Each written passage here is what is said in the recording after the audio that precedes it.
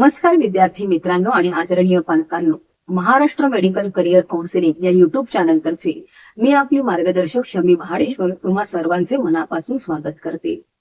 National medical commission NMCच्या नवीन आणि लवचिक धोरणामुळे वैद्यकीय शिक्षणाच्या क्षेत्रात विशेषतः ऑल इंडिया कोट्याच्या काउन्सिलिंग प्रक्रियेत खूप मोठे फेरबदल घडून येत आहेत. या नवीन सुधारित नियमांनुसार ज्या खासगी वैद्यकीय संस्थांकडे उत्तम पायाभूत सुविधा, मोठा हॉस्पिटल फ्लो आणि उच्च शैक्षणिक दर्जा उपलब्ध आहे, त्यांना स्वतःचे स्वायत्त विद्यापीठ म्हणजेच डीम युनिव्हर्सिटी बनवण्यासाठी प्रोत्साहन दिले जात आहे. या धोरणामुळे खासगी कॉलेजेसना स्वतःचा अभ्यासक्रम ठरवण्याचे आणि परीक्षा घेण्याचे स्वातंत्र्य तर मिळतेच, परंतु सर्वात महत्वाचे म्हणजे स्वतःची फी रचना स्वतंत्रपणे निश्चित करण्याची मोठी स्वायत्तता मिळते. याच कारणास्तव आता अनेक नामांकित खासगी कॉलेजेस स्वतःचे रूपांतर डीम युनिव्हर्सिटीमध्ये करून घेत आहेत.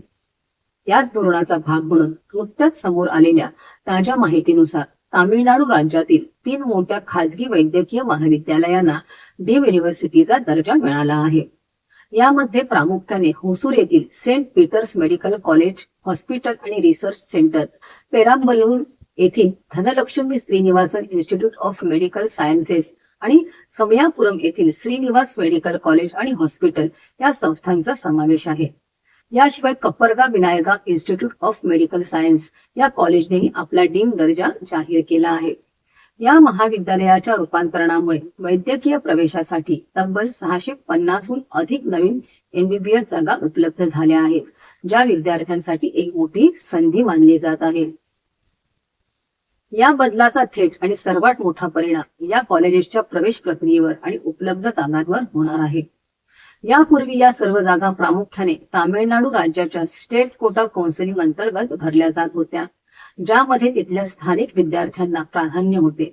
परंतु आता या संस्थांना डीम युनिव्हर्सिटीचा अधिकृत दर्जा मिळाल्यामुळे येथील सर्वच्या सर्व जागा आता 100% ऑल इंडिया कोट्यासाठी खुल्या झाल्या आहेत.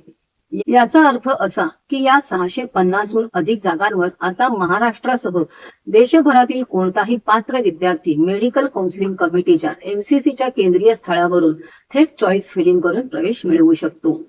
या संपूर्ण बदलाचा ऑल इंडिया काउन्सिलिंग आणि प्रामुख्याने महाराष्ट्रातील विद्यार्थ्यांवर अत्यंत महत्वाचा परिणाम होणार आहे. ऑल इंडिया डीम कोट्याचा विचार केला तर 650हून अधिक नवीन जागा एकदम वाढल्यामुळे काउन्सिलिंगच्या 3ऱ्या किंवा मॉपअप राऊंड पर्यंत कट ऑफ गुणांमध्येही लक्षणीय घसरण पाहायला मिळू शकते. महाराष्ट्रातील ज्या विद्यार्थ्यांना नीट परीक्षेत 400 ते 500च्या दरम्यान मध्यम गुण मिळाले आहेत आणि ज्यांची आर्थिक तयारी उत्तम आहे, त्यांच्यासाठी हा निर्णय वरदान ठरणारा आहे. महाराष्ट्रातील अनेक विद्यार्थी दरवर्षी कर्नाटक किंवा तामिळनाडूतील खासगी कॉलेजेसना पसंती देतात. अशा विद्यार्थ्यांना आता राज्याबाहेरील चांगल्या इन्फ्रास्ट्रक्चर असलेल्या कॉलेजेसमध्ये हक्काची जागा मिळवण्याची सुवर्ण संधी उपलब्ध झाली आहे. मात्र दुसऱ्या बाजूला यामुळे ऑल इंडिया काउन्सिलिंग मधील फी आधारित जागांची स्पर्धा वाढणार असली तरी केवळ गुणांमुळे शासकीय जागा हुकणाऱ्या महाराष्ट्रातील सक्षम विद्यार्थ्यांना या जागांमुळे मोठा दिलासा मिळणार आहे. जागांची संख्या मोठ्या प्रमाणावर वाढल्यामुळे ऑल इंडिया डीम काउन्सिलिंगच्या कट ऑफवर याचा सकारात्मक परिणाम पाहायला मिळू शकतो. ज्या विद्यार्थ्यांना नीट परीक्षेत मध्यम गुण मिळाले आहेत, ज्यांना या नवीन डीम युनिव्हर्सिटीमध्ये MBBS ची जागा मिळण्याची सुवर्ण संधी निर्माण झाली आहे. जास्त जागा उपलब्ध झाल्यामुळे डीम कोट्याचा कट ऑफ काही अंशी खाली येण्याची शक्यता वर्तवली जात आहे. त्यामुळे कमी स्कोर असलेल्या परंतु आर्थिक तयारी असलेल्या विद्यार्थ्यांसाठी हा निर्णय फायदेशीर ठरणारा आहे. मात्र या निर्णयाचा दुसऱ्या बाजूने विचार केला तर पालकांच्या बजेटवर याचा खूप मोठा आर्थिक भार पडणार आहे.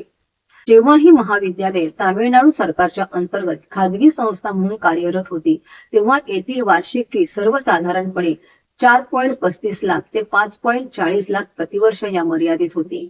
आता डीम युनिव्हर्सिटी झाल्यामुळे त्यांना मिळालेल्या फी रचनेच्या स्वातंत्र्यामुळे येथील वार्षिक फी वाढून अंदाजे 20 लाख रुपये प्रतिवर्ष किंवा त्याहून अधिक होण्याची शक्यता आहे.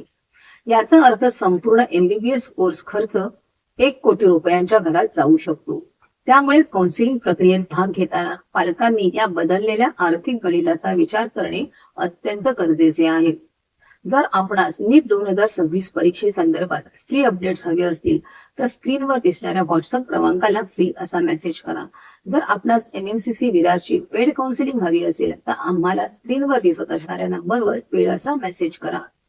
काउन्सिलिंग संदर्भात माहितीपूर्ण महाराष्ट्रातील सर्व गव्हर्नमेंट व प्रायव्हेट कॉलेजेसची माहिती देणारे व काउन्सिलिंग प्रक्रियेची माहिती देणारे अनेक व्हिडिओ आमच्या चॅनेलवर उपलब्ध आहेत, ते आपण नक्की पहा.